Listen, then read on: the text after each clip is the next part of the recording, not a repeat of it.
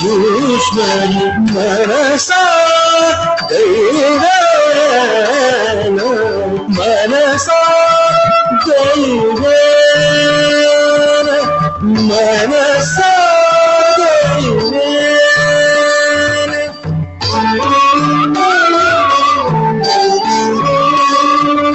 समानो मन्त्रः समितिः समानी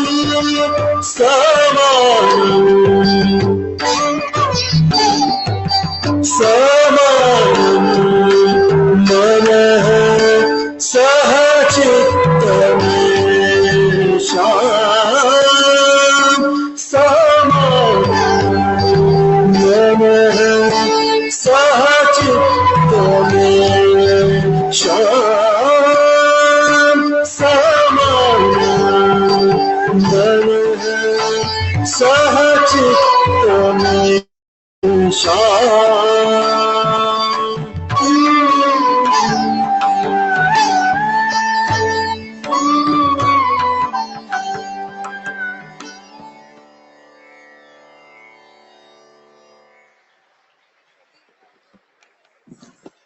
धन्यवाद।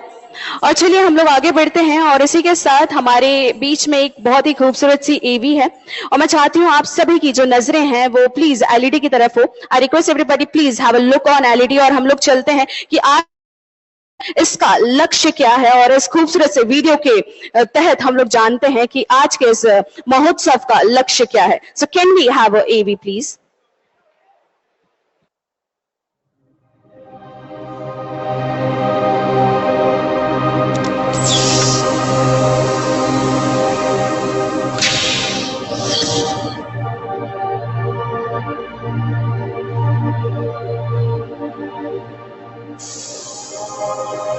विज्ञान जिससे बदल रहे हैं आयाम उन उम्मीदों के जिन्हें कभी केवल सपनों में देखा था। विज्ञान जिससे खुल रहे हैं वो रास्ते उन राहों के जहां एक नया भारत आत्मनिर्भरता का चोला ओढ़े खड़ा है। विज्ञान जिससे अनुसंधान समाधान बना रहा है और तकनीक उसे अमल में ला विकसित भारत का निर्माण कर रही है। उसी विज्ञान तकनीक और अनुसंधान के साथ भारत बढ़ रहा है अमृत काल की ओर एक बड़े संकल्प के साथ। हर क्षेत्र में विकसित भारत की सिद्धि के लिए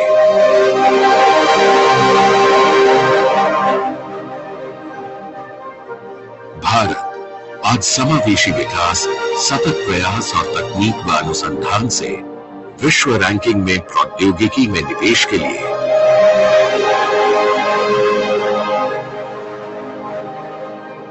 स्टार्टअप इकोसिस्टम और यूनिकॉर्न कंपनियों की संख्या में, एससीआई जर्नल्स में भारतीय वैज्ञानिकों के प्रकाशन की संख्या में, साथ ही विज्ञान और इंजीनियरिंग में पीएचडीज की संख्या में भी तीसरे स्थान पर पहुंच चुका है। इतना ही नहीं, ग्लोबल इनोवेशन इंडेक्स में भी भारत की रैंक 2015 में 81वें स्थान से बढ़कर 2022 में 40वें स्थान पर पहुंच गई है। और ये परिणाम है माननीय प्रधानमंत्री श्री नरेंद्र मोदी के यशस्वी नेतृत्व और दूरदर्शिता का। 2014 के बाद से साइंस और टेक्नोलॉजी के क्षेत्र में इन्वेस्टमेंट में भी काफी वृद्धि की गई है। सरकार के प्रयासों से आज भारत ग्लोबल इनोवेशन इंडेक्स में 46वें स्थान पर है, 46, जबकि 2015 में भारत 81 नंबर पर था, 81। इतने कम समय में हम 81 से 46 तक आए हैं। आज की युवा पीढ़ी के डीएनए में ही साइंस, टेक्नोलॉजी और इनोवेशन उसके प्रति रुझान है। वो बहुत तेजी से टेक्नोलॉजी को एडॉप्ट करता है। हमें इस युवा पीढ़ी को पूरी शक्ति से सपोर्ट कर रहा है। तो भारत का रिसर्च और इनोवेशन इकोसिस्टम दुनिया में श्रेष्ठ हो, अमृत काल में हमें इसके लिए पूरी ईमानदारी के साथ जुटना है। PSLV C-37 द्वारा एक साथ अंतरिक्ष में 104 सैटेलाइट्स को सफलतापूर्वक पहुंचाना हो, या डीप ओशन मिशन के अंतर्गत भारत की अर्थव्यवस्था को समुद्र के रिसोर्सेज से बढ़ावा देना, डिजिटल भारत के अंतर्गत हर जन सुविधा को एक टच के माध्यम से पहुंचाना हो, या ऊर्जा के क्षेत्र में कई ऐसे सतत बदलाव लाना जिनसे आने वाले समय में ऊर्जा सुरक्षा और भी मजबूत होगी और पर्यावरण पर पड़ता बोझ भी कम होगा। सेमीकंडक्टर मिशन द्वारा इंफॉर्मेशन टेक्नोलॉजी के क्षेत्र में भारत को आत्मनिर्भर बनाना हो, या अनुसंधान पर आधारित नए इनोवेटिव आइडियाज को सपोर्ट कर स्टार्टअप्स को बढ़ने का मौका देना, या भारत को विश्व की सबसे बड़ी लोकतांत्रिक शक्ति बनाते चुनाव आयोग के लिए 20 लाख से अधिक उपकरणों का वितरण करना, सस्टेनेबल डेवलपमेंट गोल्स में भारत की भूमिका को सुदृढ़ करते हुए सतत प्रयासों के तहत वेस्ट से वेल्थ का निर्माण करना हो, या विश्व के 90 से अधिक देशों को कोविड महामारी के दौरान भारत में बनी वैक्सीन और कई और दवाइयों का समर्थन देना हो, सदी के सबसे मुश्किल दौर में भी भारत ने पथ प्रदर्शक बन न सिर्फ अपने देश बल्कि पूरी दुनिया का साथ दिया, उनका मार्गदर्शन किया। भारत को आज पूरी दुनिया तकनीक व प्रौद्योगिकी के क्षेत्र में सम्मान की नजर से देखती है। इंडिया इंटरनेशनल साइंस फेस्टिवल उत्सव है, उन्हीं उपलब्धियों को पहचान देने का महोत्सव है, आने वाले कल को उज्जवल बनाते इनोवेशंस को सम्मान देने का जश्न है, युवा पीढ़ी के जोश को विज्ञान का आधार देने का, पिछले 75 वर्षों से प्रोत्साहन लेते हुए भारत की ख्याति में नए अध्याय लिखने का और पूरे विश्व की प्रगति में भारत के योगदान को अभूतपूर्व बनाने का।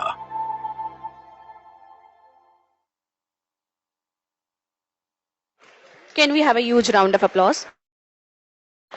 और मैं आवाज देना चाहूंगी अब डॉक्टर सुधांशु वर्ती जी को, एग्जीक्यूटिव डायरेक्टर आरसीबी, और डॉक्टर अनिल कोठारी जी को, director general MP council of science and technology, कि वो हमारे बीच में हमारे अतिथिगणों को मंच पर यहाँ पर लेकर आए। स्वागत करते हैं आप सभी की जोरदार तालियों के साथ माननीय मुख्यमंत्री जी मध्य प्रदेश शासन माननीय शिवराज सिंह जी चौहान जी का हम लोग जोरदार तालियों के साथ स्वागत करते हैं। Can we have a huge round of applause everybody?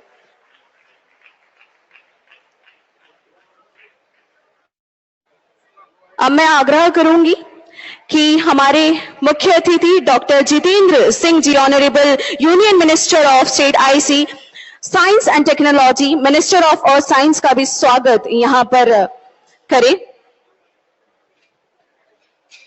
मैं चाहती हूं कि हमारे बीच में माननीय ओम प्रकाश शक्लेजा जी का स्वागत यहां पर करें, minister of science and technology of Madhya Pradesh.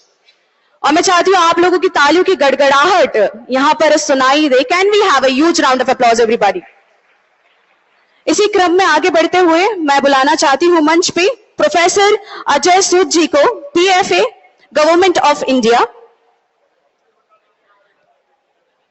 Doctor Rajesh Gokhale ji, department of biotechnology, Bharat सरकार। अब मैं आवाज देना चाहूंगी doctor M Ravichandran, secretary minister of earth science, doctor S Kalaiselvi, secretary of department of science and industrial research, India government, doctor Sudhir Bhadauria ji, secretary general, Vigyan Bharati, mister Nikunj Srivastava ji, secretary minister of science and technology, government of Madhya Pradesh. मैं चाहती हूं आप सभी की जोरदार तालियों के साथ, everybody put your hands together. हम लोग स्वागत करें हमारे सारे सभी डिग्निटरीज का। स्वागतम सुस्वागतम आप सभी का मंच पे। और चलिए चलते हैं, आगे बढ़ते हैं।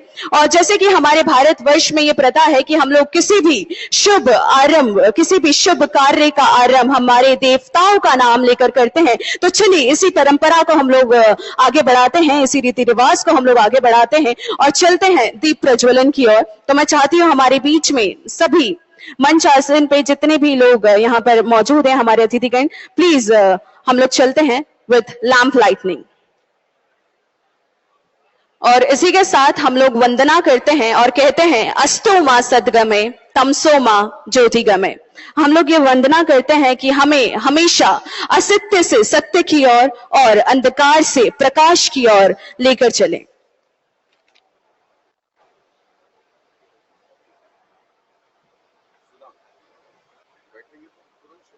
सुधांशु जी को बुलाना है, अपन चेंजेस ना, सुधांशु को बुलाना। सबका स्वागत करेंगे।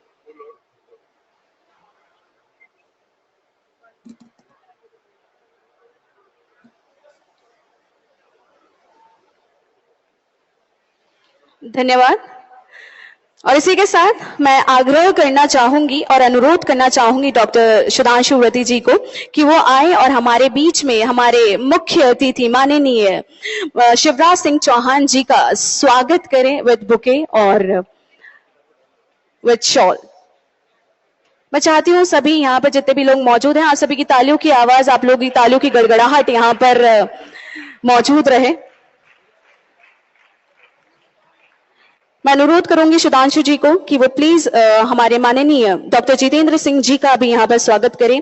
Honourable union minister of state IC science and technology, minister of earth science.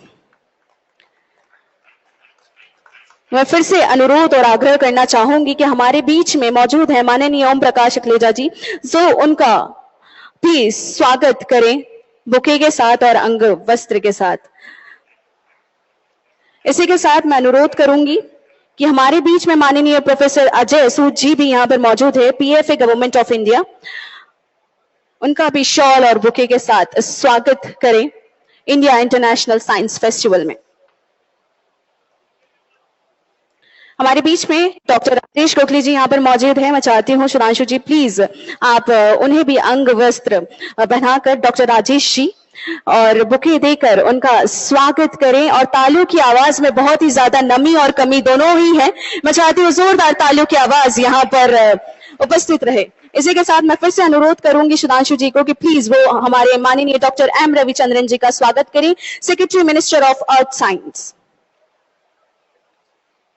इसी के साथ इसी क्रम में आगे बढ़ते हुए मैं चाहती हूं कि आप स्वागत करें डॉक्टर एस हेलवे Selvi, secretary of department of science and industrial research, India government. इसी क्रम में आगे बढ़ते हुए मैं चाहती हूं कि आप स्वागत करें डॉक्टर सुधीर भदौरिया जी का, सेक्रेटरी जनरल विज्ञान भारती।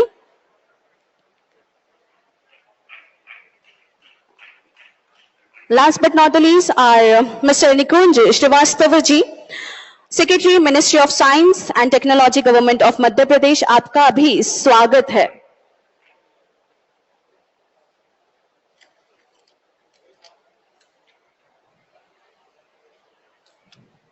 धन्यवाद सर।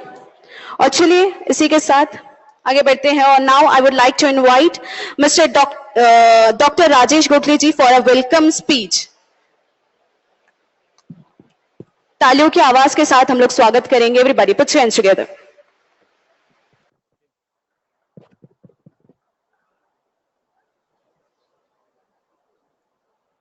नमस्कार आप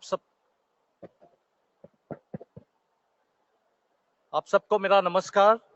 मध्य प्रदेश के माननीय मुख्यमंत्री श्री शिवराज सिंह चौहान जी, भारत सरकार के माननीय राज्य मंत्री स्वतंत्र प्रभार विज्ञान और प्रौद्योगिकी मंत्रालय डॉक्टर जितेंद्र सिंह जी, मध्य प्रदेश के माननीय विज्ञान और प्रौद्योगिकी मंत्री श्री ओम प्रकाश अखलेजा जी, भारत सरकार के प्रधान वैज्ञानिक सलाहकार प्रोफेसर अजय सूद जी, महासचिव विज्ञान भारती प्रोफेसर सुधीर भदौरिया जी, पृथ्वी विज्ञान मंत्रालय के सचिव डॉक्टर एम रविचंद्रन जी, महानिदेशक CSIR और सचिव DSIR डॉक्टर N कलायसल्वी जी, मध्य प्रदेश के प्रमुख सचिव SNT श्री निकुंज श्रीवास्तव जी, भारत और विदेश से सभी उपस्थित गणमान्य व्यक्तियों, रिसर्चर्स, शोधकर्ताओं, छात्रों एंड लेडीज एंड जेंटलमैन,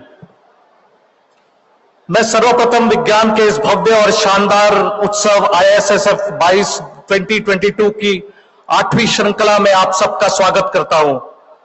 हम सब यहां झीलों के खूबसूरत शहर भोपाल के विशाल मानित कैंपस में एकत्रित हैं। सर्वप्रथम मैं मध्य प्रदेश सरकार को उनके उदार आतिथ्य के लिए धन्यवाद देना चाहता हूं। माननीय मुख्यमंत्री जी, बहुत बहुत धन्यवाद। IISF एक ऐसा मंच बन गया है जो सबके चाहे हो, सबके लिए, चाहे युवा हो या बुजुर्ग या देश के किसी भी कोने से आके एक अवसर देते हैं जिसको विज्ञान के प्रति प्रेरणा जागृत करने के लिए। Scientific temper is driven by curiosity and creativity, and here at IISF we aim to nurture these qualities of students, researchers, other people by providing them an intellectually stimulating platform. We all know that science cannot flourish in isolation, and IISF is an excellent opportunity where you can interact, debate, discuss, collaborate, question, explore, and certainly enjoy the process of doing science. IISF में इस दौरान 14 के करीब अलग अलग thematic activities रोचक ढंग से प्रस्तुत किए गए हैं, और इसमें मैं निश्चित रूप से कह सकता हूं कि आप सबकी जिज्ञासा को प्रेरित करेगी। इस वर्ष का IISF का theme marching towards Amrit Kaal with science and technology in innovation है। This is in fact align with the vision of our honourable prime minister's vision to build Atmanirbhar Bharat, and we sincerely thank him for providing this encouragement to scientific community and provide us to strive for technological innovations and excellence in this area. Activities during IISF will also foster the global theme of G20, Vasudhaiva Kutumbakam, One Earth, One Family, One Future.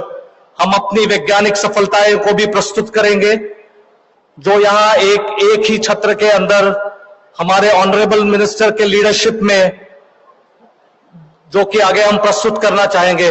उदाहरण के लिए, जैसे आप सबने देखा है कि Covid जैसे महामारी के खिलाफ वैज्ञानिक सफलता पर ही हम सबको गर्व होना चाहिए। सारी साइंटिफिक कम्युनिटी एक साथ मिलजुट के, हेल्थ और साइंस डिपार्टमेंट्स एक साथ मिलके, या डायग्नोस्टिक हो या वायरस ट्रैकिंग हो या आइसोलेशन हो, immuno assays, animal models, vaccine development, इन सबको एक कलेक्टिव रिस्पॉन्सिबिलिटी से जो साइंटिफिक कम्युनिटी ने काम किया है, ये हमारे मंत्री जी के नेतृत्व के अंदर एक बहुत अच्छा उदाहरण है जो देश अपने आप को प्राउड फील करना चाहिए। And it is very important that we celebrate such successes which are part and parcel of our daily lives and challenges. The future challenges of 21st century, such as pandemic and global climate change, can only be dealt with innovative scientific approaches. That is, it is time to build well-planned strategies to meet futuristic visions.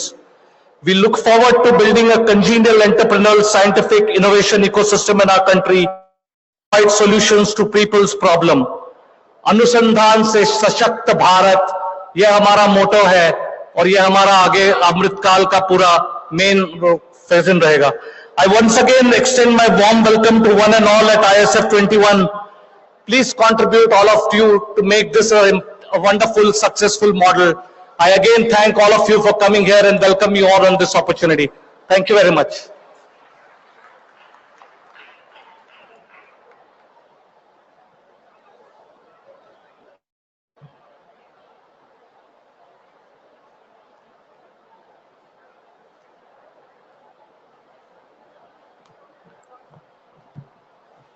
धन्यवाद sir. और चलिए इसी क्रम में आगे बढ़ते हुए मैं अब आवाज देना चाहूंगी प्रोफेसर सुधीर भदौरिया जी को, secretary general Vigyan Bharati, to address your people. Sir please join the podium.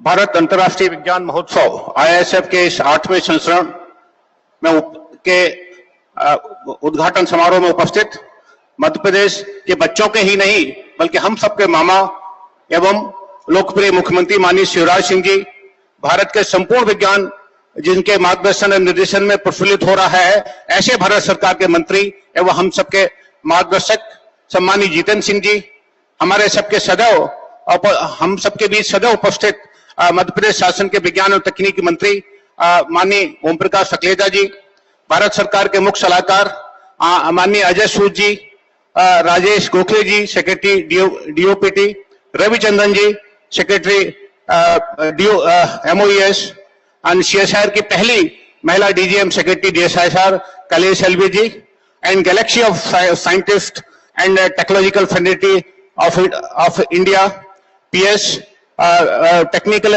Science and technology government of MP, और यहाँ पर उपस्थित प्रेस मीडिया एवं सभी महानुभावों, हम सब लोग जानते हैं कि विज्ञान भारती 1990 से अपनी स्थापना के समय से ही और उसके लिए जानी जाती है। भारत की गौरवशाली परंपरा के में से प्रेरित होकर आधुनिक विज्ञान में भारत एवं विश्व के कल्याण यथा राष्ट्र हिताय एवं विश्व मंगलाय एवं वसुधैव कुटुंबकम के विचार से सदैव प्रतिरूप रही है। स्वदेशी विज्ञान से तात्पर्य विज्ञान के प्रति भारत का दृष्टिकोण भी यही है।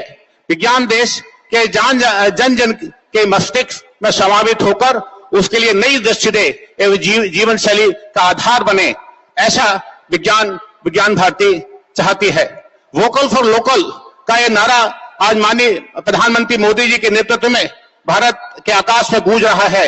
विज्ञान के क्षेत्र में यह लागू है और भारत वर्ष में विज्ञान भी इसी तरीके से लागू हो, यह हम सब विज्ञान भारती, चाहे योग हो या आयुर्वेद, चाहे आर्किटेक्चर हो या एस्ट्रोनॉमी, हम आज विश्व मानने को तैयार है कि हम निश्चित तौर पर भारत में विज्ञान की परंपरा रही है। आज के समय में जब हम 104 सैटेलाइट एक साल आकाश में प्रक्षेपित करते हैं और जब भारत की कोवैक्सीन और कोविशील्ड देश के विश्व के 90 देशों में जाती है और जब हमारा मार्स मिशन सबसे सस्ता विश्व में होता है कि यही स्वदेशी विज्ञान है। विज्ञान भारती यह अपेक्षा करती है हम सब यहाँ पर उपस्थित साइंटिफिक फ्रेटर्निटी के साथ कि इस सब विज्ञान का उपयोग वोकल फॉर लोकल के फिलॉसफी के आधार पर इस भारतवर्ष की संपूर्ण प्रगति के लिए हो और उसके बाद यह विज्ञान विश्व की प्रगति में भी सहयोगी हो। और इस अमृतकाल के समय में मैं अपेक्षा करता हूं कि हम सब लोग मिलकर विज्ञान के आधार पर निश्चित तौर पर ऊर्जा, अनुसंधान और अन्य सभी क्षेत्रों में सेल्फ डिफेंस के सभी क्षेत्रों में मिलकर हम एक आत्मनिर्भर हो सकेंगे और इस अमृतकाल की जो माननीय मोदी जी की का दृढ़ संकल्प है इसको हम पूरा कर सकेंगे। आज इन भारत की पुरानी वैज्ञानिक परंपराएं और आधुनिक उपलब्धियों का क्या स्पष्ट प्रकटीकरण ही ये ISF का 8वां संस्करण है। मैं सबका यह विज्ञान भारती की ओर से स्वागत करता हूं और आशा करता हूं कि अगले 4 दिन इस भारत की वैज्ञानिक अचीवमेंट को हम सब लोग यहाँ एंजॉय करेंगे। जय हिंद, जय भारत। धन्यवाद सर।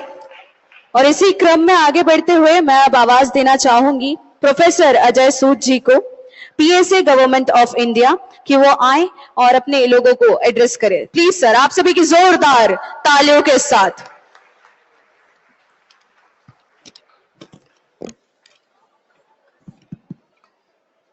मंच पर उपस्थित आदरणीय मुख्यमंत्री शिवराज सिंह चौहान जी,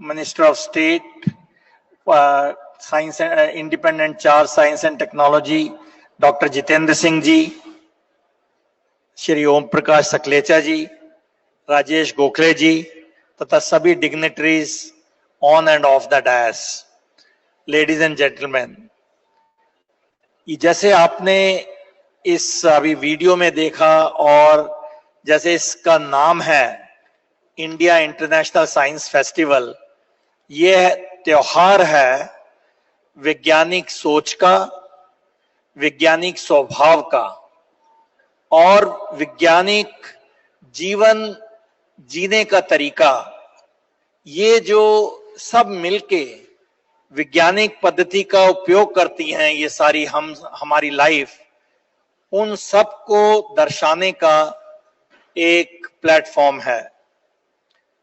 अब आप देखिए विज्ञान क्या है, कौन वैज्ञानिक है। ये नहीं कि जिसके पास विज्ञान की डिग्री है वही वैज्ञानिक है। आप सभी वैज्ञानिक हैं। जो भी आप वैज्ञानिक सोच रखते हैं, रैशनल थिंकिंग रखते हैं, तो अगर आप देखिए कि विज्ञान में भी हम यही करते हैं। We ask a question, we do the background research, then we construct hypothesis, और उसके बाद हम एक्सपेरिमेंट्स करके टेस्ट करते हैं, and we analyse the data without bias. Most important is without bias, and then we come out with some fundamental discoveries. इसमें सबसे जरूरी यह है कि अनुसंधान के साथ साथ आपको एक ओपन माइंड रखना चाहिए। हो सकता है कि जो आपने नतीजा निकाला कुछ सालों में और शोध के द्वारा उसको आप चैलेंज भी कर सकते हैं, और हम सबको ये इसके लिए ओपन रहना पड़ता है कि science is not a static subject. Science really continues with everyday advancement. और वैज्ञानिक स्वभाव ये है, क्योंकि अगर आप देखिए कि एक प्रगतिशील समाज को अगर हमने सामने लाना हो तो अंधविश्वास और तर्कहीन प्रथाओं से हमें मुक्ति होनी होगी, जिसमें भारतवर्ष ने बहुत बहुत ज्यादा प्रगति की है कुछ पिछले वर्षों में।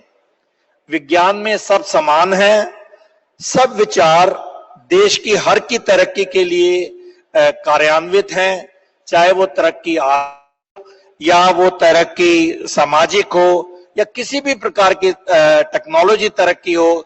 इन सब में साइंस, टेक्नोलॉजी और इनोवेशन का मिलके जो रूप आता है वही बहुत जरूरी है।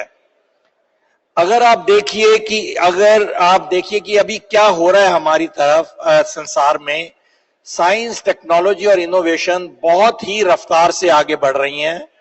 और जैसे आपने इस वीडियो में देखा कि कैसे हम 86 से 41 इनोवेशन इंडेक्स में आ गए, हमें बहुत और आगे जाना है। और मुझे उम्मीद है कि इस नेतृत्व में और हम आप सबके साथ मिलकर इसको हासिल कर पाएंगे।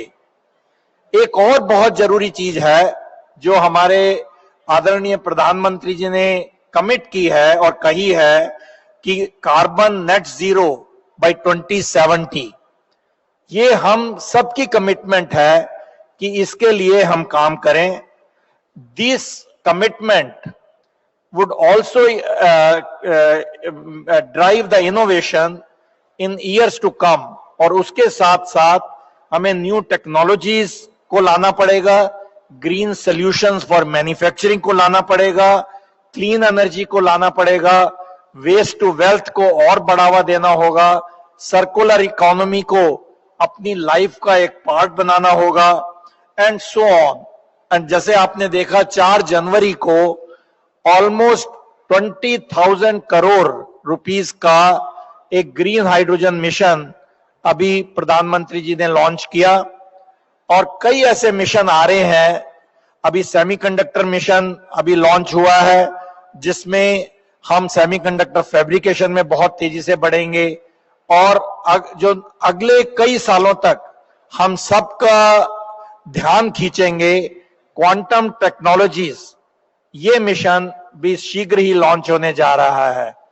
इन सब से आपको ये बिल्कुल पता चल गया है कि बहुत भारत सरकार का इस साइंस एंड टेक्नोलॉजी पे बहुत ज्यादा उम्मीद है, और हम इसको कार्यान्वित करें, समाज के लिए काम करें और देश को आगे बढ़ाएं। इन सब को लेकर मैं इस चीज को यहीं बंद करना चाहूंगा, और ये कहना चाहूंगा कि विज्ञान के साथ साथ हमें ये भी रिस्पॉन्सिबल रहना है कि जो भी हम इजाद करें उसकी क्या रिस्पॉन्सिबिलिटी है। सबसे बड़ी चीज जो हर दिन आ रही है, आर्टिफिशियल इंटेलिजेंस, इसको बहुत बढ़ावा होगा, पर इसके साथ साथ हमें आर्टिफिशियल इंटेलिजेंस इन रिस्पॉन्सिबल वे देखना होगा कि हम कैसे इसको लें। तो दोनों तरफ से हमें आगे बढ़ना होगा, समाज को आगे बढ़ाना होगा, और ये भी देखना होगा कि जो विज्ञान की आविष्कार हैं वो समाज के हित के लिए हों, ना कि समाज के अगेंस्ट हों। इन सबको लेकर ये जो फेस्टिवल 4-5 दिन का है, आप देखेंगे इसमें बहुत नई चीजें हुई हैं। और मैं डीबीटी राजेश गोखले जी और उनकी टीम को बहुत बधाई देता हूं, और सारे साइंस डिपार्टमेंट को बधाई देता हूं जिन्होंने डॉक्टर जितेंद्र सिंह जी के नेतृत्व में इस प्रोग्राम को बनाया। Thank you very much and God bless you. धन्यवाद सर। इसी क्रम पे आगे बढ़ते हुए हम लोग आगे बढ़ते हैं, और अब मैं आवाज देना चाहूंगी श्री ओम प्रकाश शकलेजा सर को कि वो आए और एड्रेस करें अपने लोगों को।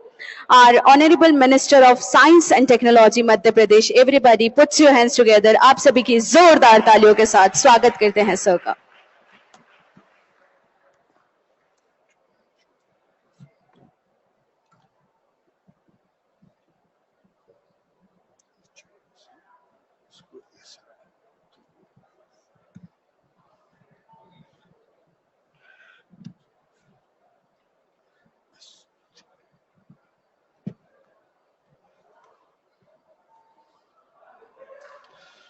विज्ञान महोत्सव के इस अवसर पर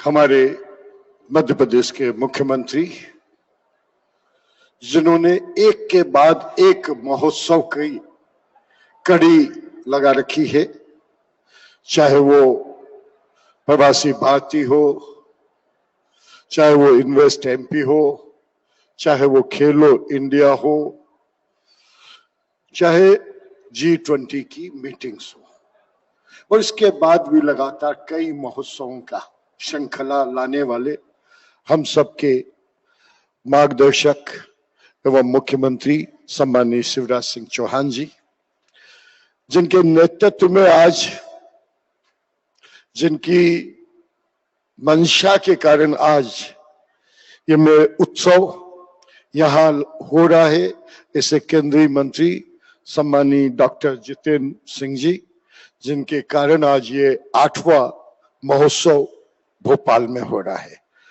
मंच पर विराजित श्री अजय सूद जी, श्री राजेश गोखले जी, श्री रविंद्र चंद्र जी, श्री सुधीर भदौरिया जी, श्रीमती कलई सेल्वी जी एवं श्री निकुंज श्रीवास्तव जी।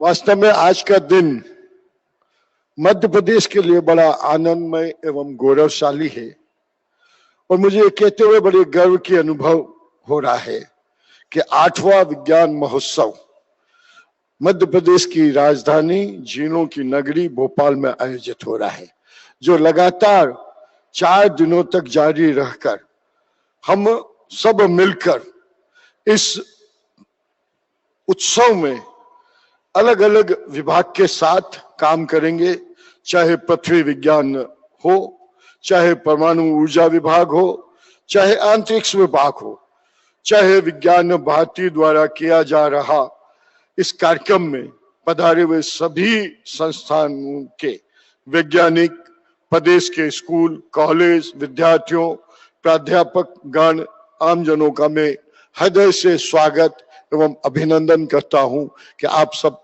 पधार कर इस उत्सव को महोत्सव में बनाने के लिए एकत्रित हुए, इसलिए आप सबका भी बहुत बहुत अभिनंदन। साइंस फेस्टिवल मनाने का मुख्य उद्देश्य वैज्ञानिक एवं प्रौद्योगिकी उपलब्धियों का उत्सव मनाना है, आम लोगों से को इसके माध्यम से जोड़ना है, उनके जीवन में आनंद, उल्लास और स्वस्थ मनोरंजन तथा स्कूली बच्चों को में क्रिएटिविटी एवं नवाचार का के लिए प्रोत्साहन देना है। मैं ज्यादा लंबी चर्चा न करते हुए सिर्फ इस विषय को भारतीय संस्कृति में उत्सव का विशेष स्थान है। इसके माध्यम से मनुष्य के बीच, मनुष्य प्रकृति के बीच सामंजस्य एवं सर्वाधिक महत्व इस विषय को दिया गया है। आयोजन समाज, घर, परिवार के सदस्यों को समीप लाने एवं सामूहिक आनंद में सहभागी बनाने का अवसर भी हम इसके माध्यम से देते हैं। इस महोत्सव में देश प्रदेश के शीर्ष वैज्ञानिक, अनुसंधानकर्ता, विश्वविद्यालय, कॉलेज एवं स्कूल के विद्यार्थी, शिक्षक, उद्योग जगत के विशेषज्ञ उपस्थित हैं। इन सभी को 4 दिन तक आनंद एवं स्वस्थ मनोरंजन के साथ वैज्ञानिक उपलब्धियों का सरोवर होने का अवसर मिलेगा। आजादी के अमृत काल में आयोजित इस साइंस फेस्टिवल का मुख्य विषय विज्ञान, प्रौद्योगिकी, नवाचार के साथ साथ अमृत काल को इसलिए चुना गया है कि अगर मैं अमृत काल का वैदिक ज्योतिष में एक शब्द का अर्थ है कि एक नए लाभ की शुरुआत करने का सही समय, क्योंकि ये केवल हम साइंस के साथ ही भारतीय ज्योतिष, वो भी एक साइंस का ही अलग स्वरूप है, उसका भी हमारे इसमें विषय है। हम विगत माह में मध्य प्रदेश ने अभी विज्ञान एवं प्रौद्योगिकी एवं नवाचार नीति 2022 जारी करी है। इसका उद्देश्य इस क्षेत्र में अनुसंधान एवं नवाचार को बढ़ावा देकर उद्योग एवं नवोन्मेष, स्टार्टअप, इस तंत्र को और ज्यादा विकसित करना। यही नीति मध्य प्रदेश के निर्माण में आने वाले समय में काफी सहयोगात्मक एवं नवाचार से करने में सक्षम बनाएगी।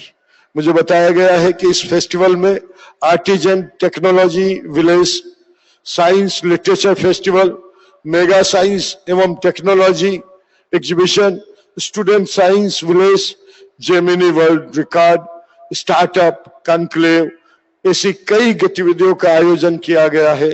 इसके माध्यम से हम कई नए विषय मध्य प्रदेश के हर गांव तक पहुंचाने का प्रयास करेंगे। मध्य प्रदेश विगत 2 दशकों से विज्ञान एवं प्रौद्योगिकी में नवाचार के क्षेत्र में अहम कार्य हो रहा है। यह महोत्सव उस कार्यक्रम में तेजी लाएगा। मैं इस अवसर पर प्रदेश की ओर से सभी का पुनः स्वागत एवं अभिनंदन करता हूं। इस आयोजन को सफल बनाने में आप सभी की सहभागिता और इस साथ ही इसकी सफलता की भी कामना करता हूं। मैं पुनः सभी का अभिनंदन करते हुए अपनी वाणी को यहीं विराम देता हूं। धन्यवाद।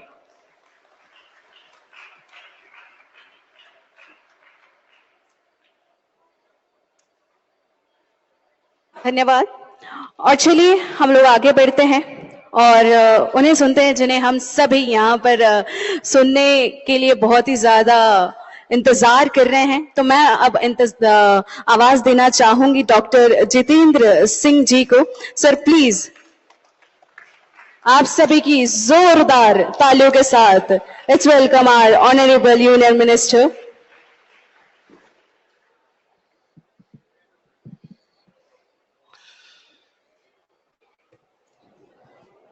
हम सबके बीच बैठे हुए हमारे लोकप्रिय मुख्यमंत्री, हमारे वरिष्ठ नेता, जिनके अनुभव से, जिनकी कार्यकुशलता से सदा कुछ न कुछ सीखने को मिलता है, ऐसे हमारे आदरणीय शिवराज सिंह चौहान जी।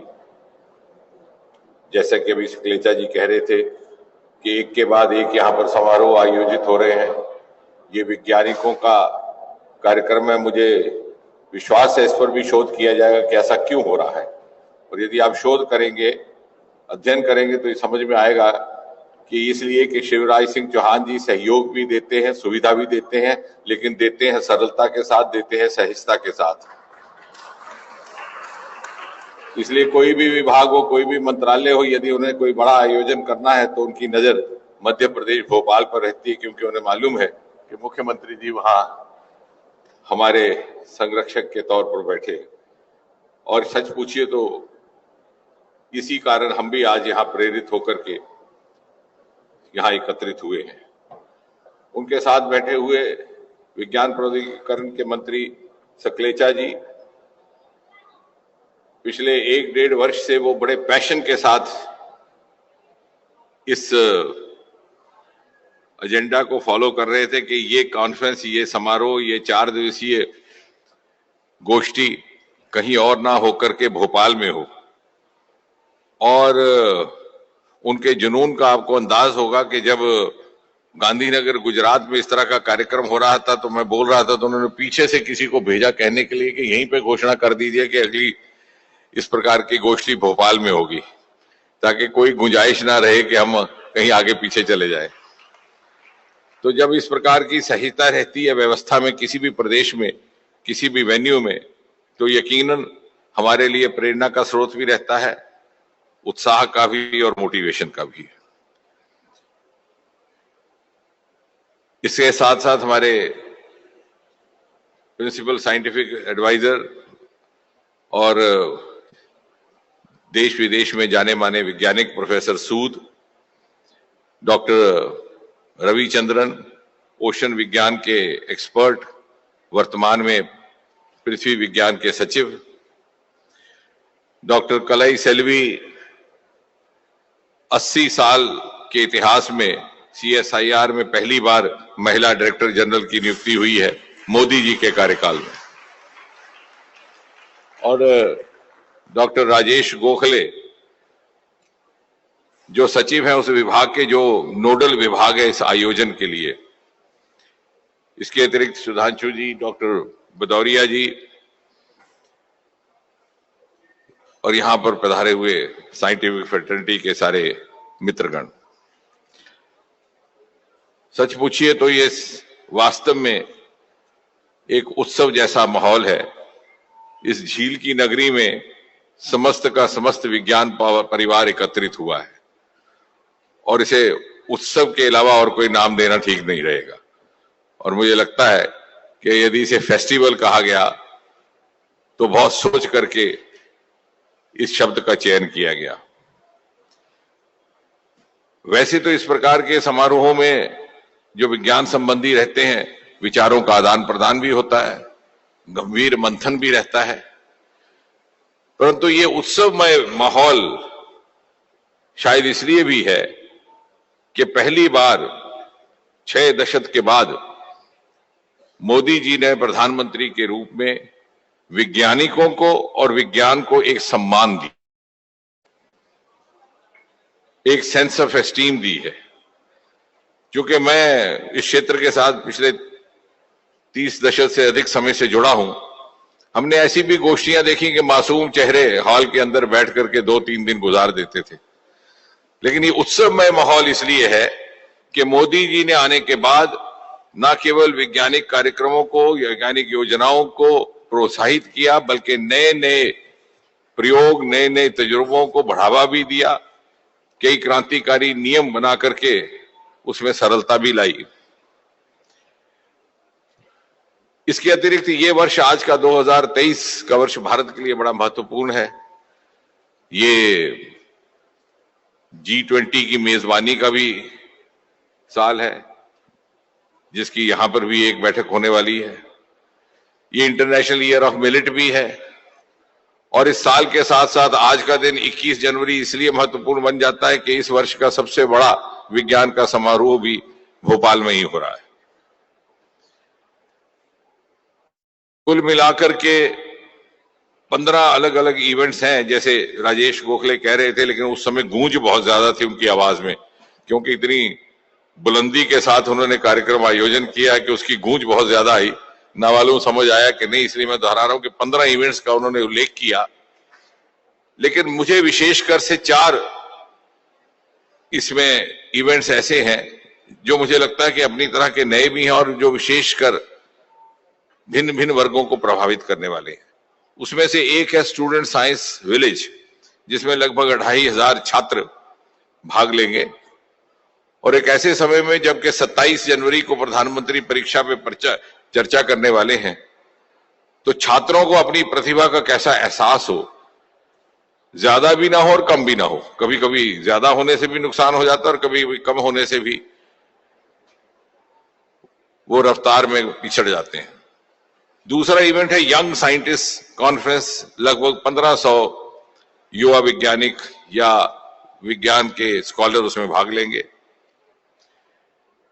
तीसरा स्टूडेंट इनोवेशन फेस्टिवल और चौथा मेगा स्टार्टअप एक्सपो। उसके अतिरिक्त जैसे कि प्रोफेसर सूद उल्लेख कर रहे थे, फ्रंटियर्स, उसमें आर्टिफिशियल इंटेलिजेंस, उसमें ड्रोन, उसमें अन्य प्रकार के विषय जो हर इस प्रकार की गोष्ठी में शामिल रहते हैं, उनका तो एक एक सत्र रहेगा ही।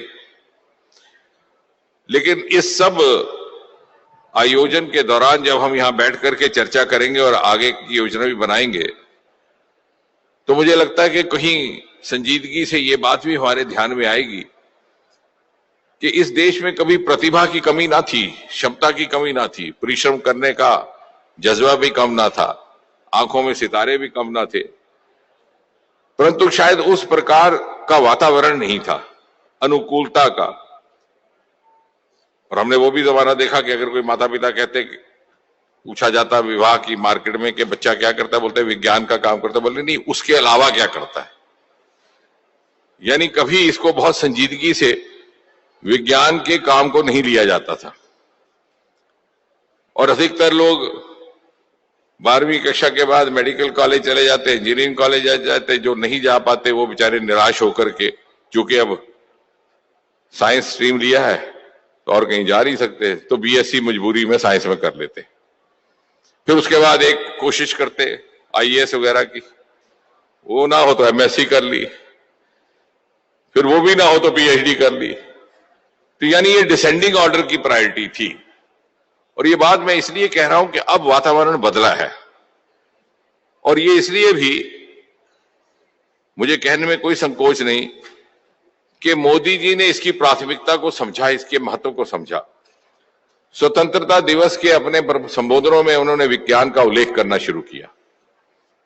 कभी उन्होंने कहा स्टार्टअप इंडिया, स्टार्टअप इंडिया, कभी उन्होंने कहा डिजिटल इंडिया, कभी उन्होंने कहा डिजिटल हेल्थ मिशन, कभी उन्होंने कहा डीप सी मिशन, जो शायद पहले इस प्रकार के संबोधनों में देखने को नहीं मिलता था। और इसके अतिरिक्त अनेकों ऐसे फैसले लिए जिनकी हमें कभी कल्पना ना थी, और हमने उसकी अपेक्षा भी छोड़ दी थी ये सोच करके कि सरकारों का ये काम नहीं रहता, ये तो इसी तरह से चलेगा जिस तरह से चल रहा है। उदाहरण के तौर पर अंतरिक्ष का, अंतरिक्ष विभाग सदा गोपनीयता में काम करता रहा। कभी कभार आप अखबार में कहीं पढ़ लेते थे कि श्रीहरिकोटा नाम का कोई स्थान है जहां से कोई रॉकेट गया, आपने देखा नहीं, उन दिनों टेलीविजन होता नहीं था, किसने भेजा, कहां गया, लौट के कब आएगा कोई मालूम ना। और जब मैं इस विभाग में पहली बार आया 2014 में सरकार बनने के 10 दिन के ही बाद, तो चेयरमैन वहां पे डॉक्टर के राधाकृष्णन हुआ करते थे। तो मुझे रात को कहने लगे, सुबह वहां पर लॉन्चिंग थी 4 बजे, कि आपको एक ऐसी जगह ले जाऊंगा जहां पर के वैज्ञानिकों भी जाना बाध्य है, वो प्रोहिबिटेड एरिया। तो लगभग 12:30 बजे करीब वहां ले गए, उन्होंने दिखाया कि साहब यहां से सुबह उठेगा ये। तो मैंने उनसे कहा, हमारे मित्र भी हैं वो अंतर्राष्ट्रीय स्तर के वैज्ञानिक हैं, मैंने कहा राजा, I made try to make a principle for myself to learn one new thing every day. Today what I learn is that to be here, either one has to be as eminent as scientist as you, or somehow manage to become a minister of space. लेकिन जब गंभीरता से ये बात सामने रखी गई तो प्रधानमंत्री जी ने बिल्कुल बिना किसी संकोच के इस गोपनीयता को समाप्त कर दिया। और आज 3 वर्ष से अंतरिक्ष विभाग में पब्लिक प्राइवेट पार्टिसिपेशन से काम किया जाता है। मुझे लगता है ताली बजाने लायक है, ताकि घर जाके याद रहे, आप बच्चों को भी समझाएं। मात्र 2 वर्षों में हमारे पास 100-120 से अधिक स्पेस स्टार्टअप्स हो गए हैं, और उत्साह इस तरह का गया, आपने देखा होगा टेलीविजन में 2 IIT के बच्चों ने रॉकेट छोड़े, फिर कुछ ने सैटेलाइट छोड़ा, और देश के हर राज्य से वहां पर स्टार्टअप्स आने लगे। यानी वही बात जो मैं कह रहा था कि प्रतिभा भी थी, क्षमता भी थी, लेकिन अनुकूलता नहीं थी, वो अब आई है। इसी प्रकार ड्रोन को लेकर के एक नियम बनाया गया था कि ड्रोन अगर डेवलप करना है तो आईआईटी के परिसर में हो सकता है। तो होता क्या था कि चोरी छिपे आईआईटी के परिसर में उसका ट्रायल करो, बाद में मार्केट में बेच दो। मोदी जी ने उस नियम में भी संशोधन लाया और ये एक ऐसी सरकार है जिसको इस बात का गर्व रहेगा कि आज तक लगभग 1600 पुराने नियम समाप्त कर दिए। आमतौर से तो सरकारें कहती हैं ना हमने ये नया कानून लाया, ये कानून खत्म करने वाली सरकार है। और आते ही सबसे पहले कानून खत्म किया था कि अपने सर्टिफिकेट नौजवान अटेस्ट करके लाए और ये संदेश दिया गया कि ये एक ऐसी सरकार है मोदी जी के नेतृत्व में जिसमें इतनी क्षमता है कि अपने नौजवान पर विश्वास कर सके।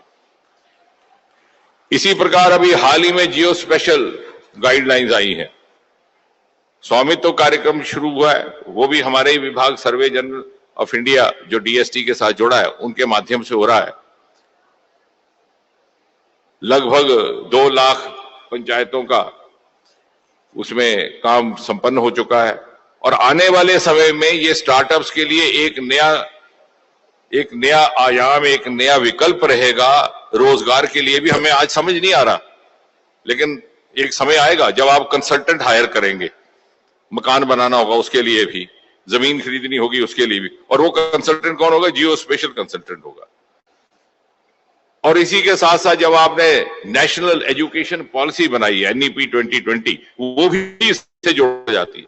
विज्ञान में अनुकूलता लाने का ये भी एक तरीका, जैसे मैंने अभी कहा कि 12वीं कक्षा में अगर डॉक्टर भी नहीं बने, मेडिकल इंजीनियर भी नहीं बने, तो फिर बेजार होकर बीएससी कर ली, बीएससी भी नहीं हुई तो एमएससी कर ली, यानी बाई डिसेंडिंग ऑर्डर। अब ऐसा नहीं होगा।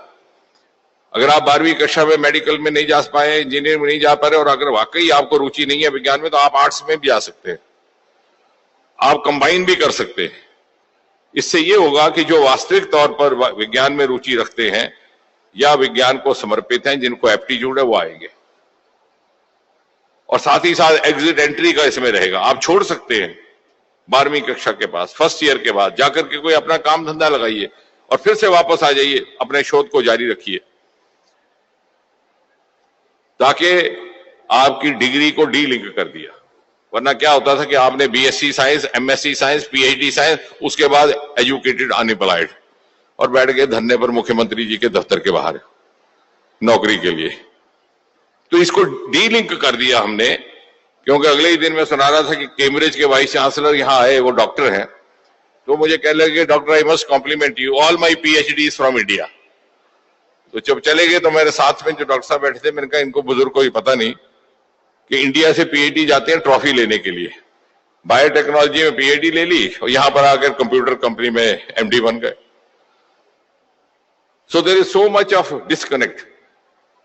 जबकि उनके देश में वही छात्र जाएगा उस क्षेत्र में, उस स्ट्रीम में, यदि उसका मन उसमें होगा और सारा जीवन वो समर्पित करने के लिए। तो ये सारी नए प्रावधान जो मोदी जी ने लाए हैं, ये बार बार इसलिए दोहराने की आवश्यकता कि हमें समझ नहीं आता और कभी कभी मैं हैरत में पड़ जाता हूं कि हमें 70 वर्ष इसकी प्रतीक्षा करनी पड़ी। अगर पहले हुआ होता तो शायद हम कहीं आगे बढ़ गए होते। अब जहां तक स्टार्टअप एक्सपो का संबंध है, उसके लिए भी मैं चाहूंगा कि 2-3 दिन में इन जो गोष्ठियों में कुछ एक बातें हम अपने युवाओं के आगे भी स्पष्ट करें, दूसरों के आगे भी। बहुत सारी धारणाएं, विडंबनाएं, मिथ स्टार्टअप को लेकर हो गए हैं। एक तो यह कि स्टार्टअप है जो तो आईटी है।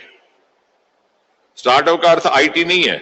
और मध्य प्रदेश की धरती में खड़े होकर के जहां माननीय शिवराज सिंह जी ने एग्रीकल्चर सेक्टर में इतनी ऊंची जीडीपी लाई थी प्रारंभ से ही, आज से 10 वर्ष पहले, यहां पर सबसे बड़ा सेक्टर स्टार्टअप का एग्रीकल्चर है, आईटी नहीं है।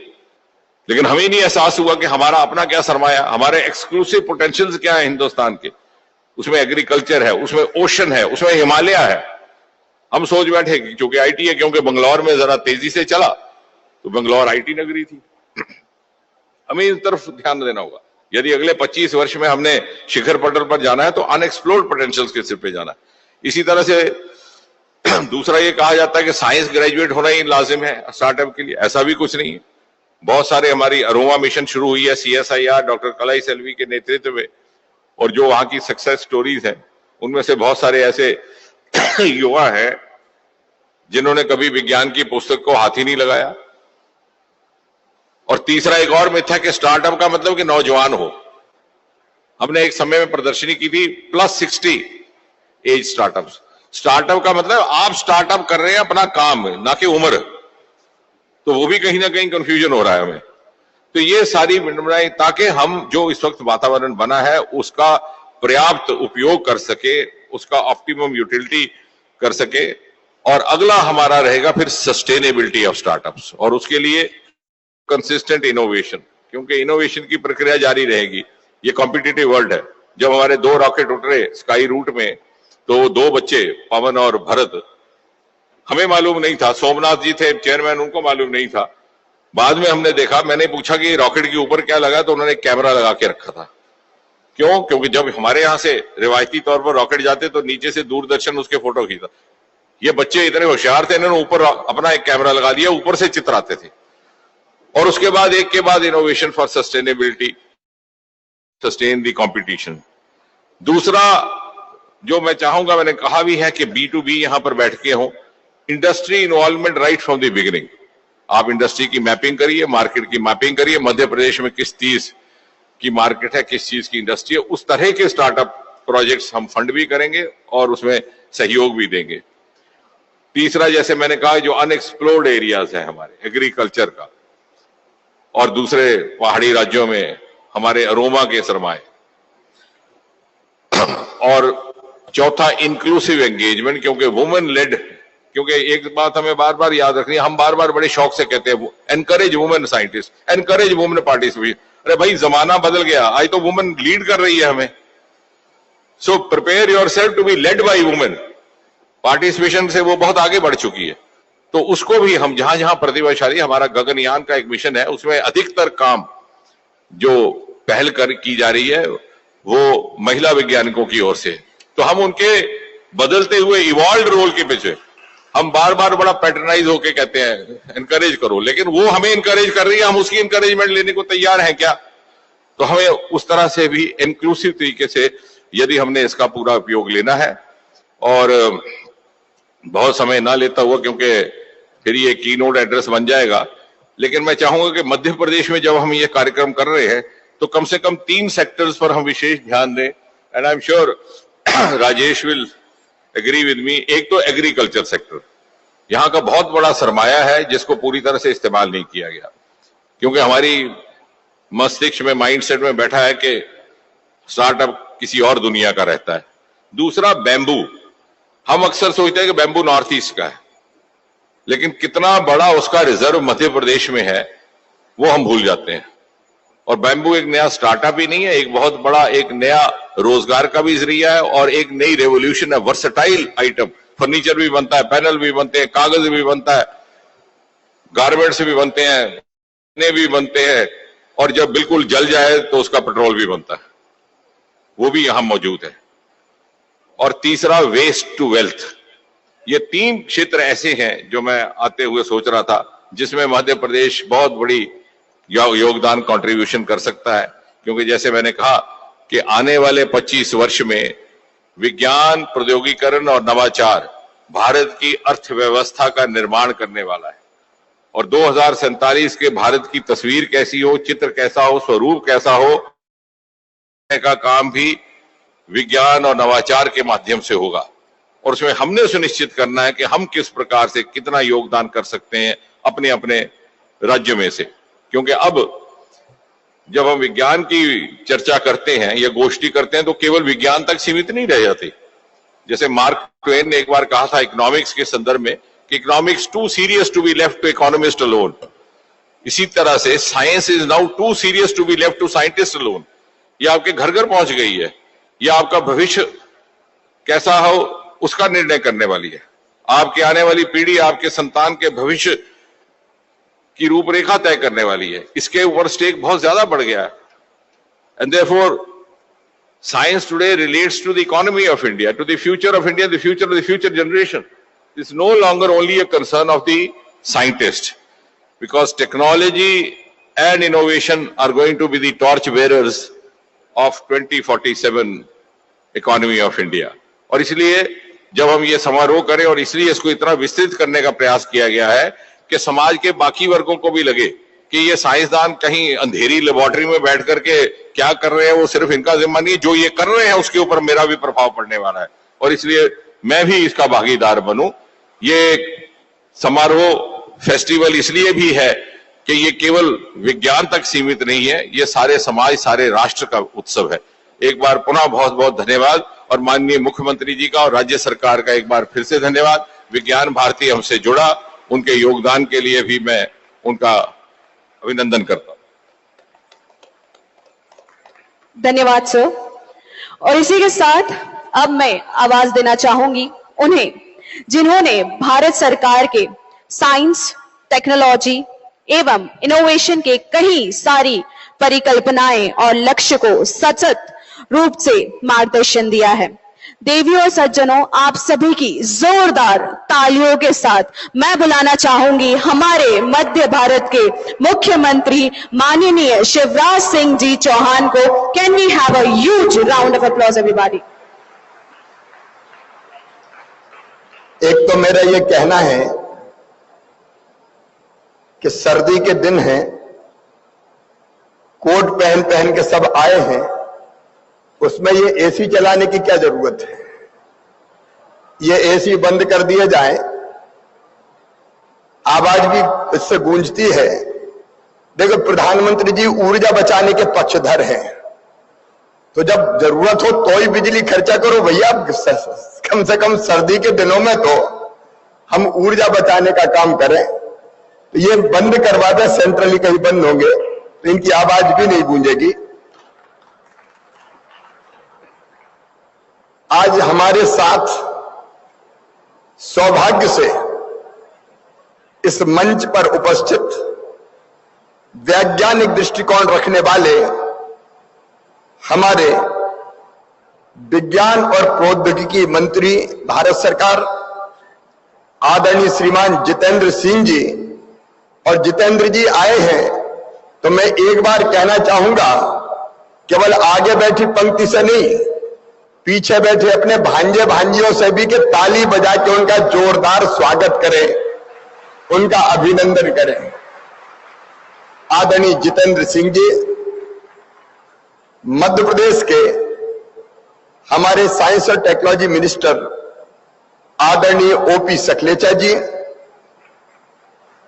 आदरणीय अजय कुमार सूद जी प्रधान वैज्ञानिक सलाहकार भारत सरकार, डॉक्टर राजेश गोखले जी सचिव जैव प्रौद्योगिकी मंत्रालय भारत सरकार, श्री एम रविचंद्रन जी, श्री सुधीर भदौरिया जी महासचिव विज्ञान भारती, डॉक्टर एन कलई सेल्वी जी, निकुंज श्रीवास्तव जी, इस अवसर पर पधारे हुए सभी वैज्ञानिक गण या वैज्ञानिक सोच रखने वाले मित्रगण और हमारे इनोवेशन के क्षेत्र में चमत्कार करने वाले मेरे सभी भांजे भांजियों, आप सबका इस कार्यक्रम में मैं हृदय से स्वागत करता हूं, अभिनंदन करता हूं।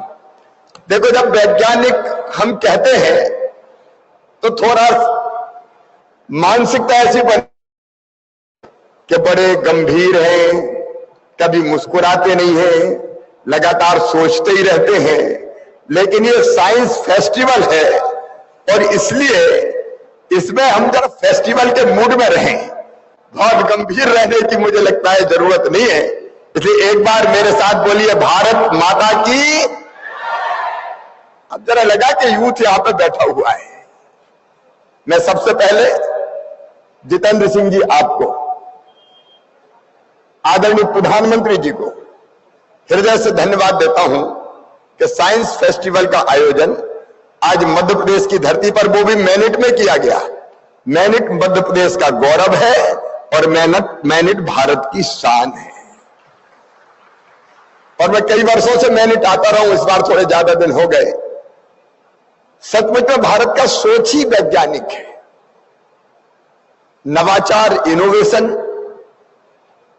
साइंटिफिक सोच, ये भारत की संस्कृति में है, भारत की माटी में है, भारत की जड़ों में है। आज से नहीं, हजारों साल पहले से विज्ञान और प्रौद्योगिकी में भारत आगे है। लेकिन उसका प्रकटीकरण आधुनिक काल में अगर मैं कहूं तो श्रीमान नरेंद्र मोदी जी के नेतृत्व में हुआ है। केवल 2 उदाहरण देख लो। कोविड का कठिन काल आया, हम लोग तरसते थे कि वैक्सीन बनाएगा तो कौन बनाएगा?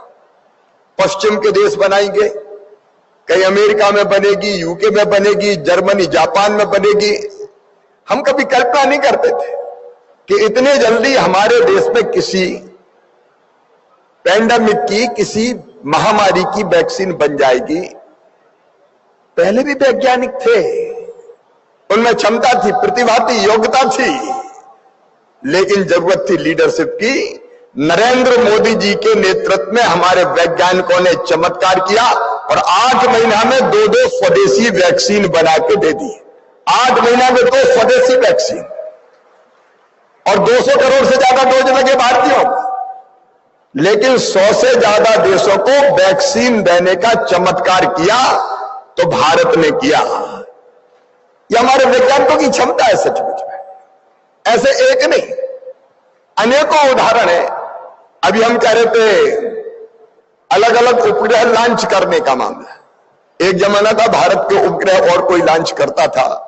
आज हम केवल अपने उपग्रह लॉन्च नहीं कर रहे, दुनिया के कई देशों को उपग्रह लॉन्च करने का चमत्कार हो रहा है, तो भारत की धरती से हो रहा है। तो हमारा सोच कोई आज से नहीं, हमारा सोच बरसों से वैज्ञानिक है। मैं जो बच्चे आए उनसे आग्रह करना चाहूंगा कि विज्ञान को टेक्नोलॉजी की जननी माना जाता है, लेकिन विज्ञान की भी जननी अगर कोई है तो वो है जिज्ञासा। जिज्ञासा, जानने की इच्छा। अब मैं एक उदाहरण आपको देता हूं, सचमुच में बच्चों में कितनी जिज्ञासा होती है। ये जिज्ञासा ही हमको खोज के लिए, इसके पीछे साइंटिफिक सोच क्या है, कारण क्या है, वो सिखाने के लिए प्रेरणा देती है। और फिर बड़े बड़े इनोवेशन हो जाते हैं, अनुसंधान हो जाते हैं, कई छुपे हुए सत्य सामने आ जाते हैं। अब न्यूटन पेड़ के नीचे बैठे थे, पेड़ हिला, हवा चली, फल टूटा, जमीन पे गिरा, यह साधारण घटना थी, ये कई सालों से हो रही थी। अगर और कोई सामान्य सोच वाला होता तो यही सोचता कि हवा चलती है, पेड़ हिलता है, फल टूटता है, कहां गिरता है? जमीन पे ही तो गिरता है। लेकिन न्यूटन की जिज्ञासा जागी, वो सोचने लगे, हवा चली, पेड़ हिला, फल टूटा, धरती पे क्यों गिरा, नीचे क्यों आया, ये बीच में क्यों नहीं अटका, ये और कहते हैं उस समय जो लोग आ रहे थे जा रहे थे, न्यूटन को समझ में नहीं आया। उन्होंने लोगों को बुलाया और बुला के पूछा, एक प्रश्न का मुझे उत्तर नहीं मिल रहा, मेरी मदद करोगे क्या? लोगों ने पूछा, सवाल बताओ। तो न्यूटन ने वही कहा, हवा चली, पेड़ हिला, फल टूटा, जमीन पे गिरा। तो लोगों ने कहा, जमीन पे नहीं गिरता तो कहां गिरता? तो न्यूटन ने कहा, बीच में क्यों नहीं अटका, आसमान में क्यों नहीं गया? तो कुछ लोगों ने कहा कि ये तो गया काम से, बरसों से देख रहे हैं, अगर कोई चीज ऊपर से गिरती तो नीचे ही आती। लेकिन ये जिज्ञासा थी जिसने न्यूटन को रुकने नहीं दिया, और अंततः न्यूटन ने सोच खोज के निकाल दिया कि पृथ्वी में गुरुत्वाकर्षण की ताकत होती है, शक्ति होती है, इसलिए ऊपर से चीज नीचे गिरती है। ये जिज्ञासा जरूरी है। और इसलिए अलग अलग रसायनों को मिला के कोई नया रसायन बना देना, ये जिज्ञासा का परिणाम है। देखो इसमें मिला के ये देखो, इसमें मिला के ये देखो। चांद पे हम तो पहले बचपन में कहते थे कि एक बुढ़िया बैठ के सूत काट रही है, लेकिन ये जिज्ञासा थी कि चलो देखो चांद पे जाएंगे, मंगल पे जाएंगे। ये जिज्ञासा है जो हमसे काम करवाती है। हमारे रविंद्रनाथ टैगोर जी ने भी बात कही थी। मैं विशेषकर बच्चों से कहना चाहूंगा, हमारा सारा ज्ञान और हमारी सारी योग्यताएं जिज्ञासा के बिना बेकार है, व्यर्थ है। और इसलिए मैं आज जो बच्चे यहां बैठे हैं, जो सचमुच में वैज्ञानिक दृष्टिकोण रखते हैं, ये बच्चे चमत्कार कर रहे हैं कई क्षेत्रों में। अभी स्टार्टअप्स का हमने देखा, भारत स्टार्टअप्स के इकोसिस्टम में, स्टार्टअप्स बनाने में, यूनिकॉर्न हो चाहे चीता हो, दुनिया में तीसरे नंबर पे आ गया है।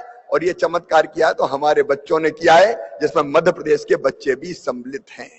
मैं सभी बच्चों से ये कहना चाहूंगा कि ये जिज्ञासा, जानने की इच्छा, ये जिजीविसा मन में बनी रहनी चाहिए।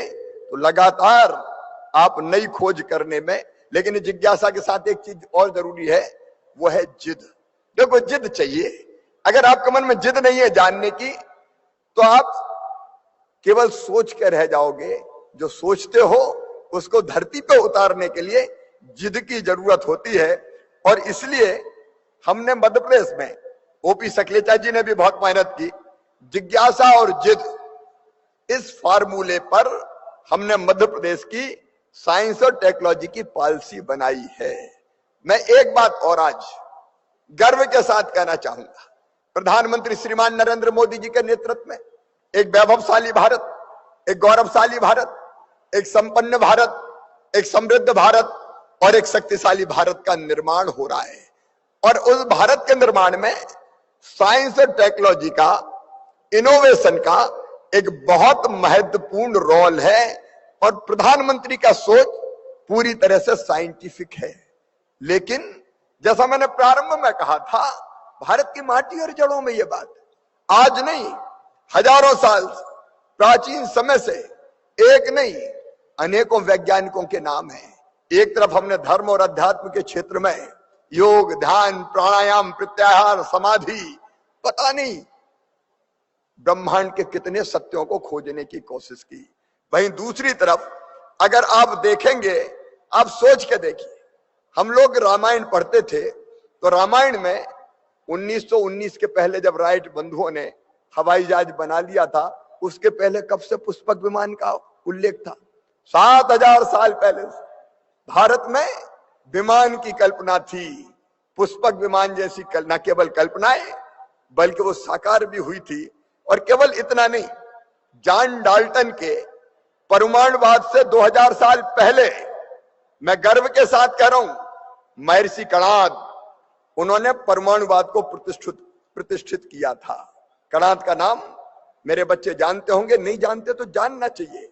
और केवल इतना ही नहीं, न्यूटन से भी सदियों पहले भारत के खगोल विज्ञानी भास्कराचार्य ने साबित कर दिया था कि पृथ्वी आकाशीय पदार्थों को एक विशेष शक्ति के साथ अपनी तरफ आकर्षित करती है। केवल इतने ही नहीं, अथर्ववेद में पहली बार लक्षणों के आधार पर ज्वर, खांसी, डायरिया और कुष्ठ जैसी बीमारियों को पहचान और उसकी चिकित्सा में कौन सी औषधि प्रयुक्त होगी उसका वर्णन मिलता है। ईसा से 600 साल पहले तक्षशिला और हमारा वाराणसी औषध विज्ञान के बड़े केंद्र बनकर उभरे थे। और दो प्रमुख ग्रंथ जिनका आज मैं गर्व के साथ उल्लेख करना चाहूंगा, चरक की चरक संहिता और सुश्रुत की सुश्रुत संहिता। मित्रों, मैं विशेषकर बच्चों को बताना चाहता हूं, ये आधुनिक मेडिसिन और सर्जरी विज्ञान के आधार बने, ये मेरा दावा है। और एक बात अगर नहीं पता हो तो मैं आपको बताना चाहता हूं, विशेषकर बच्चों को बताना चाहता हूं कि आधुनिक विज्ञान में तो सर्जरी का सिलसिला कुछ सदियों पहले प्रारंभ हुआ, पर वैदिक युग में सुश्रुत जैसे सफल शल्य चिकित्सक थे, सर्जन थे। हड्डियों को जोड़ने, मोतियाबिंद का ऑपरेशन, यहां तक कि प्लास्टिक सर्जरी की विधि का भी सुश्रुत संहिता में वर्णन है। और यह हम नहीं कहते, जमाना कहता है। मेलबोर्न के royal Australian college of surgery में आज भी सुश्रुत, महर्षि सुश्रुत की प्रतिमा लगी हुई है ऑस्ट्रेलिया में। और इसलिए ये कोई ये ना सोचे कि विज्ञान हमने कोई पश्चिम से लिया है। पश्चिम तो बहुत बाद में प्रकाश में आया है। गैलीलियो और कोपरनिकस से बहुत पहले, 500 बरस पहले आर्यभट्ट ने और उनके बाद बारहमीरी ने सूर्य, चंद्रमा और पृथ्वी की गति की गणना के आधार पर नवग्रह तथा नक्षत्रों की सही स्थिति ज्ञात करने की खगोलीय विधि का वर्णन कर दिया था। ये नवग्रह कोई हमारे लिए नए है क्या? ब्रह्मा मुरारी त्रिपुरांतकारी भानु शशि भूमि सुतो बुधश्च गुरुश्च शुक्रा शनि राहु केतवा सर्वे ग्रह शांति करा भवंतु। कब से हम नवग्रहों के बारे में हमारे ऋषि जानते हैं, हमारे महर्षि जानते हैं। और इसलिए मैं कहता हूं, आज दावे के साथ कहता हूं, भारत का दृष्टिकोण वैज्ञानिक है, भारत का सोच वैज्ञानिक है। और पूरी जिम्मेदारी के साथ आज मैं ये बात भी कहना चाहता हूं कि धर्म और विज्ञान एक दूसरे को नहीं काटते, बल्कि उसका समर्थन करते हैं।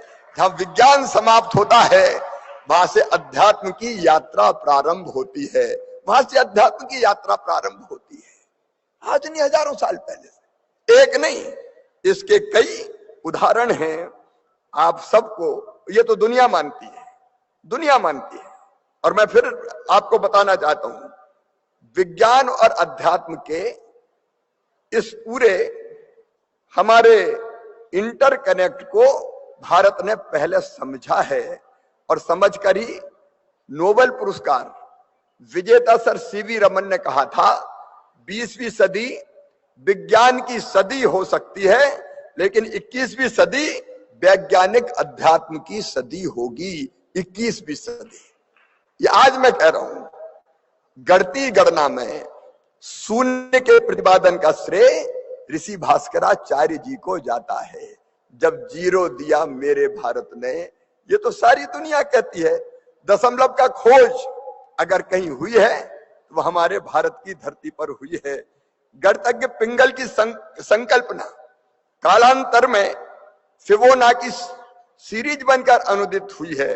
और आधुनिक कंप्यूटर्स जिस बाइनरी अंकों के आधार पर जटिल गणना कर रहे हैं, उस बाइनरी प्रणाली का प्रथम वर्णन भी पिंगल ने कर दिया था। चक्रीय समीकरण हल करने की प्रणाली ब्रह्मगुप्त, जयदेव और भास्कर की देन है।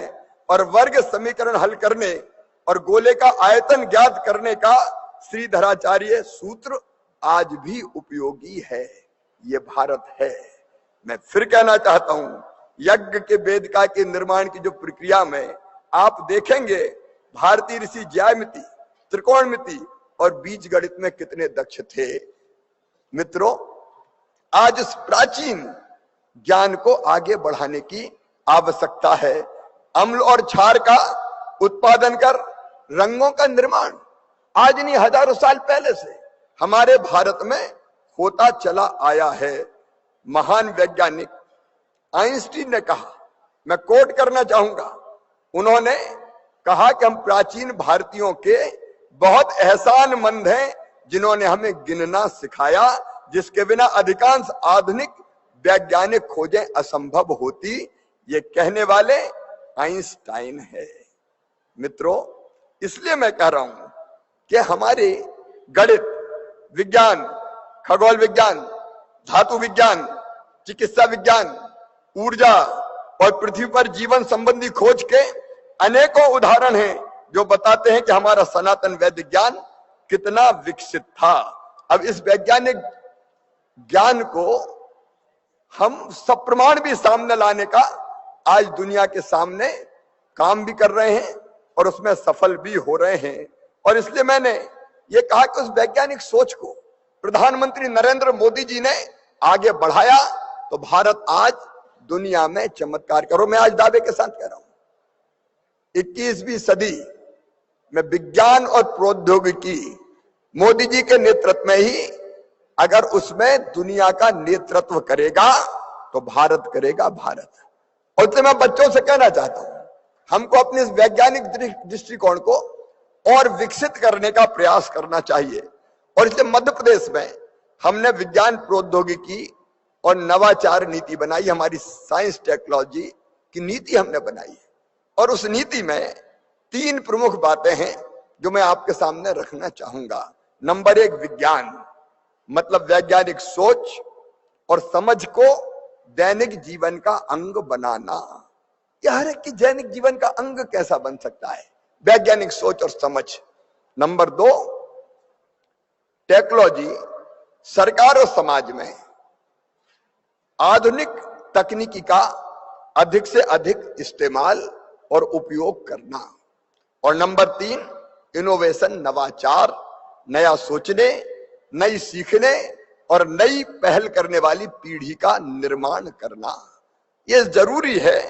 और इसलिए समाज में वैज्ञानिक सोच का प्रसार करना, साइंस, टेक्नोलॉजी और इनोवेशन का इकोसिस्टम विकसित करना, विज्ञान और तकनीक पर आधारित उद्यमता को बढ़ावा देना, भारत की पारंपरिक ज्ञान प्रणालियों का संरक्षण और संवर्धन, उसके लिए अनेकों काम कर रहे हैं। आज मैं उसका वर्णन अभी नहीं करना चाहता। तकनीकी का अधिक से अधिक उपयोग विकास में भी, जन कल्याण में भी और गुड गवर्नेंस में भी, ये हमारा उद्देश्य है। और इसलिए स्टेम की बात कही जाती है, साइंस, टेक्नोलॉजी, इंजीनियरिंग, मैथमेटिक्स, लेकिन मध्य प्रदेश उससे आगे बढ़ के स्टीम की पद्धति की बात करता है। साइंस, टेक्नोलॉजी, इंजीनियरिंग के साथ आर्ट और मैथमेटिक्स। हमने जो सीएम राइज स्कूल खोले हैं उसमें हम स्टीम लैब्स भी बनाने का काम कर रहे हैं। नई स्टार्टअप नीति हमने बनाई है। मैं विशेषकर अपने बच्चों से कहना चाहूंगा कि सोचते रहो, इनोवेटिव आइडिया अगर तुम्हारे पास है तो मैं तुम्हें वचन देता हूं, निराश नहीं होने दूंगा। मैं स्टार्टअप्स के बारे में मध्य प्रदेश के बच्चों को कहना चाहता हूं। मध्य प्रदेश में एक साल में 2600 स्टार्टअप्स बने, 2600। और ये केवल इंदौर में नहीं है, इंदौर में तो है ही, लेकिन हमारे टियर 2, टियर 3 के जो सिटीज हैं, हमारे कस्बे हैं छोटे छोटे, वहां से प्रतिभाशाली वैज्ञानिक निकल रहे हैं जो नया नया इनोवेशन कर रहे हैं। और हमारी स्टार्टअप्स की कंपनियां यूनिकॉर्न में शामिल हो रही है। 7-7, 8-8 हजार करोड़ की कंपनियां हमारे बच्चों ने बना दी। और इसलिए मैं आज गंभीरता से कहना चाहता हूं, इस सोच को, इस विचार को रुकने मत दो। मन में अगर इनोवेटिव आइडिया आए उसको जमीन पर उतारने का प्रयास करो। तुम्हारे साथ मध्य प्रदेश की सरकार खड़ी है, तुम्हारे साथ हम खड़े हैं। स्टार्टअप नीति इसी सोच से हमने बनाने का पूरा प्रयास किया है। और अभी मैं बहुत विस्तार में नहीं बोलूंगा, लेकिन स्टार्टअप इनोवेटिव आइडिया है तो जमीन पर उतारने के लिए पूंजी कहां से आए? हमने स्टार्टअप नीति में तय किया है 1 करोड़ रुपए तक की हम सहायता देंगे। हम ये भी तय कर रहे हैं, इंदौर में हम अभी स्टार्टअप पार्क बना रहे हैं, जरूरत पड़ी भोपाल में बनाएंगे, ग्वालियर, जबलपुर में बनाएंगे। आपको पैसे की दिक्कत है तो वेंचर कैपिटल फंड, उससे भी हम पैसा लगाएंगे। और प्राइवेट कई संस्थाएं और उद्योगपति आगे आए हैं जो स्टार्टअप में पैसा लगाने को तैयार हैं। हम उनसे भी टाई अप करने का काम करेंगे। लेकिन आप सोचो, और इनोवेटिव आइडिया है तो मरने मत दो उसको, जिद से उसको जमीन पे उतारने का प्रयास करो। अब जब स्टार्टअप पार्क बनेगा, अगर आपके पास अभी कोई इनोवेटिव आइडिया है और उसके लिए आपको स्पेस चाहिए तो हम उस स्पेस का किराया भी देने का काम करेंगे। मैं चाहता हूं कि आप स्टार्टअप नीति को ढंग से पढ़ें, सोचें और फिर खुद आगे बढ़ के काम करें। या ऐसा सोचता और करता है वैसा ही बन जाता है। आज मैं अपने बच्चों को कहना चाहता हूं, तुम सोचो कि मैं क्या कर सकता हूं तो तुम कुछ नहीं करो पाओगे। मौह की मक्खी उड़ाने भी पड़ोसी को आना पड़ेगा। लेकिन स्वामी विवेकानंद ने यह कहा था कि तुम केवल साधारण 3.5 हाथ के हाड़ मास के पुतले नहीं हो, तुम ईश्वर के अंश हो, अमृत के पुत्र हो, अनंत शक्तियों के भंडार हो। और दुनिया में कोई काम ऐसा नहीं कि जो तुम ना कर सको। अगर इस सोच से आगे बढ़ोगे तो दुनिया का हर बड़ा काम तुम्हारे हाथों से होगा, ये मैं दावे के साथ कहता हूं। और इसलिए इस उत्साह के साथ इस साइंस फेस्टिवल में आप लोग भाग लें। मैं फिर एक बार प्रधानमंत्री जी का हृदय से आभारी हूं। सचमुच में कई बार मन को बहुत गर्व, अगर वैक्सीन ना होती तो आप सबके मुंह पे अभी भी मास्क बंधे रहते। ये नरेंद्र मोदी जी का ही चमत्कार है कि हम खुली हवा में सांस ले रहे हैं और आज साइंस फेस्टिवल आज इतने धूमधाम से कर रहे हैं। मैं फिर एक बार प्रधानमंत्री जी को, जितेंद्र सिंह जी को साइंस फेस्टिवल मध्य प्रदेश की धरती पर मैनिट में आयोजित करने के लिए हृदय से धन्यवाद देता हूं, बधाई देता हूं। बहुत बहुत धन्यवाद, प्रणाम, नमस्कार। देवियों सजनीय मुख्यमंत्री जी माननीय शिवराज सिंह चौहान जी, धन्यवाद सर। और इसी क्रम में आगे बढ़ते हुए आगे चलते हैं। विज्ञान महोत्सव में पहली बार डेली न्यूज़पेपर न्यूज़लेटर निकालने जा रहा है, जिसका पहला संस्करण आज रिलीज होने जा रहा है, जिसके लिए मैं फिर से माननीय और जितेंद्र सिंह जी सर और हमारे अन्य अतिथियों को न्यूज़लेटर रिलीज के लिए आमंत्रित करती हूं। और मैं अब आवाज देना चाहूंगी पुष्पेंद्र पाल सिंह जी को, और मैं सभी से अनुरोध करती हूं कि हम लोग न्यूज लेटर का रिलीज यहां पर करें। देवी और सज्जनों, आप सभी की जोरदार तालियों के साथ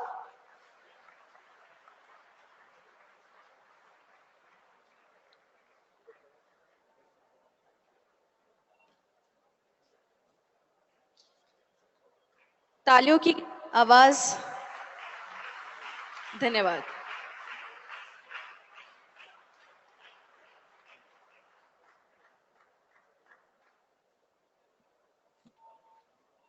धन्यवाद। और मैं इसके साथ ही अब फिर से आवाज देना चाहूंगी माननीय डॉक्टर सुधांशु व्रती जी को कि वो हमें यहाँ पर मंच पर हमारे साथ जुड़े।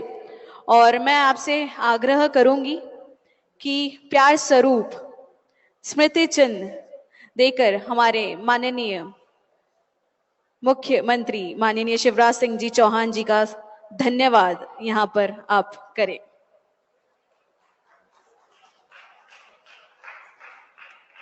इसी क्रम में बढ़ते हुए मैं फिर से आपसे अनुरोध करूंगी कि आप स्मृति चिन्ह देते हुए डॉक्टर जितेंद्र सिंह जी का भी यहाँ पर धन्यवाद करें, माननीय ओम प्रकाश सकलेचा जी का भी, माननीय प्रोफेसर अजय सूद जी,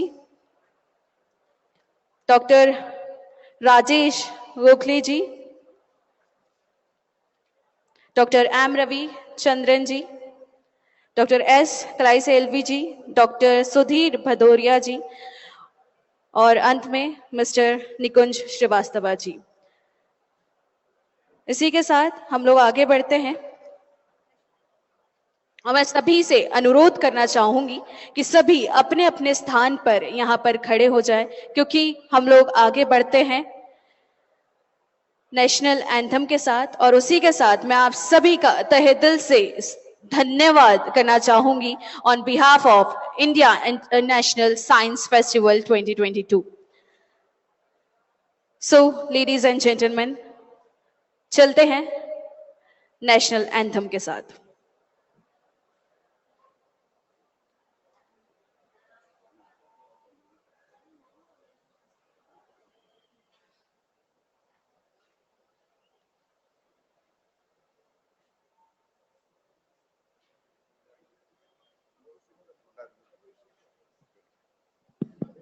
जन गण मन अधिनायक जय हे भारत।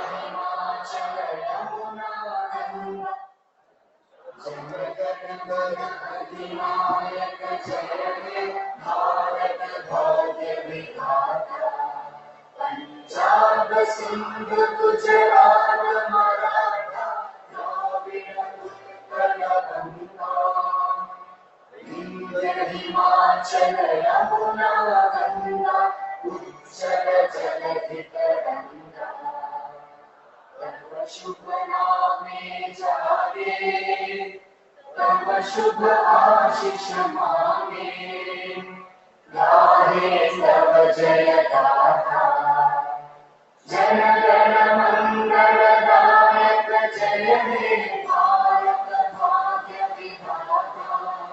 जय हे जय हे जय हे जय जय जय जय हे। भारत माता की, भारत माता की, भारत माता की। आप सभी का धन्यवाद।